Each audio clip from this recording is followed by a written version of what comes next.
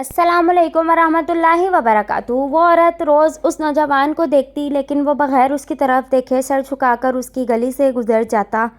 دیکھنے میں وہ کسی مدرسے کا طالب علم لگتا تھا لیکن اتنا خوبصورت تھا کہ وہ دیکھتے ہی اسے اپنا دل دے بیٹھی، اور اب چاہتی تھی کہ وہ کسی طرح اس پر نظر التفات ڈالے، لیکن وہ اپنی مستی میں مگن سر جھکائے زیر لب کچھ پڑھتا ہوا روزانہ ایک مخصوص وقت پر وہاں سے گزرتا اور کبھی آنکھ اٹھا کر بھی نہ دیکھتا تھا۔ اس عورت کو اب ضد سی ہو گئی تھی۔ وہ حیران تھی کہ کوئی ایسا نوجوان بھی ہو سکتا ہے جو اس کی طرف نہ دیکھے، اور اسے ایسا سوچنے کا حق بھی تھا۔ وہ اپنے علاقے کی سب سے امیر اور خوبصورت عورت تھی، خوبصورت اتنی کہ جب وہ باہر نکلتی تو لوگ اسے بے اختیار دیکھنے پر مجبور ہو جاتے۔ اسے حیرت تھی کہ جس کی خوبصورتی کو دیکھنے کے لیے لوگ ترستے ہیں وہ خود کسی کو پسند کرے اور وہ مائل نہ ہو، اس کی طرف دیکھنا گوارا نہ کرے۔ اپنی انا کی شکست اور خوبصورتی کی توہین پر وہ پاگل ہو گئی اور کوئی ایسا منصوبہ سوچنے لگی جس سے وہ اس نوجوان کو حاصل کر سکے اور اس کا غرور توڑ سکے۔ آخرکار شیطان نے اسے ایک ایسا طریقہ سمجھا دیا جس میں پھنس کر وہ نوجوان اس کی بات مانے بنا رہ ہی نہیں سکتا تھا۔ اگلے دن جب وہ نوجوان اس گلی سے گزر رہا تھا تو ایک عورت اس کے قریب آئی اور کہنے لگی، بیٹا میری مالکن تمہیں بلا رہی ہے۔ نوجوان نے کہا، اماں جی آپ کی مالکن کو مجھ سے کیا کام ہے؟ اس عورت نے کہا، بیٹا اس نے تم سے کوئی مسئلہ پوچھنا ہے، وہ مجبور ہے، خود باہر نہیں آ سکتی۔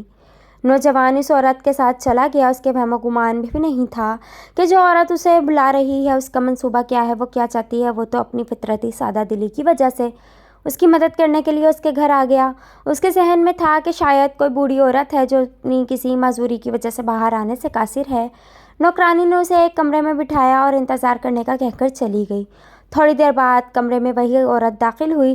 نوجوان نے بے اختیار اپنی نظر جھکا لی کیونکہ اندر آنے والی عورت بہت خوبصورت تھی۔ نوجوان نے پوچھا، جی بی بی آپ نے کون سا مسئلہ پوچھنا ہے؟ عورت کے چہرے پر ایک شیطانی مسکراہٹ آ گئی۔ اس نے اپنے دل کا حال کھول کر رکھ دیا اور کہا کہ میری سب سے بڑی خواہش ہے کہ میں ایک دفعہ تمہیں حاصل کر لوں۔ نوجوان یہ بات سن کر کانپ گیا اور کہنے لگا، اللہ کی بندی اللہ سے ڈرو، کیوں گناہ کی طرف مائل ہو رہی ہو؟ اس نے عورت کو بہت سمجھایا لیکن عورت پر تو شیطان سوار تھا۔ اس نے کہا کہ یا تو تم میری خواہش پوری کرو گے یا پھر میں شور مچاؤں گی کہ تم زبردستی میرے گھر میں داخل ہوئے ہو اور میری عزت پر حملہ کیا۔ نوجوان یہ بات سن کر بہت پریشان ہوا۔ اسے اپنی عزت کسی بھی طرح محفوظ نظر نہیں آ رہی تھی۔ اس کی بات مانتا تو گناہ گار ہوتا، نہ مانتا تو لوگوں کی نظر میں برا بنتا۔ وہ علاقہ جہاں لوگ اس کی شرافت کی مثالیں دیا کرتے تھے وہاں پر اس قسم کا الزام لگ جائے کہ یہ اسے گوارا نہیں تھا۔ وہ عجیب مصیبت میں پھنس گیا تھا۔ دل ہی دل میں وہ اپنے اللہ کی طرف متوجہ ہوا اور اللہ سے مدد چاہی تو اس کے ذہن میں ایک ترکیب آ گئی۔ اس نے اس عورت سے کہا کہ ٹھیک ہے، میں تمہاری خواہش پوری کرنے کے لیے تیار ہوں، لیکن پہلے مجھے بیت الخلاء جانے کی حاجت ہے۔ عورت نے اسے بیت الخلاء کا بتا دیا۔ اس نوجوان نے اندر جا کر ڈھیر ساری غلاظت اپنے جسم پر مل لی اور باہر آ گیا۔ عورت اسے دیکھتے ہی چلا اٹھی، یہ تم نے کیا کیا ظالم؟ مجھ جیسی نفیس طبیعت والی کے سامنے اتنی گندی حالت میں آ گئے، دفع ہو جاؤ، نکل جاؤ میرے گھر سے۔ نوجوان فوراً اس کے گھر سے نکل گیا اور قریب ہی ایک نہر پر اپنے آپ کو اور اپنے کپڑوں کو اچھی طرح پاک کیا اور اللہ کا شکر ادا کرتا ہوا واپس مدرسے چلا گیا۔ نماز کے بعد جب وہ سبق میں بیٹھا تو تھوڑی دیر بعد استاد نے کہا کہ آج تو بہت پیاری خوشبو آ رہی ہے، کس طالب علم نے خوشبو لگائی ہے؟ وہ نوجوان سمجھ گیا کہ اس کے جسم سے ابھی بدبو گئی نہیں اور استاد جی طنز کر رہے ہیں۔ وہ اپنے آپ میں سمٹ گیا اور اس کی آنکھوں میں آنسو آ گئے۔ تھوڑی دیر بعد استاد جی نے پھر پوچھا کہ یہ خوشبو کس نے لگائی ہے، لیکن وہ خاموش رہا۔ آخرکار استاد نے سب کو ایک ایک کر کے بلایا اور خوشبو سونگھنے لگے۔ اس نوجوان کی باری آئی تو وہ بھی سر جھکا کر استاد کے سامنے کھڑا ہو گیا۔ استاد نے اس کے کپڑوں کو سونگھا تو وہ خوشبو اس کے کپڑوں سے آ رہی تھی۔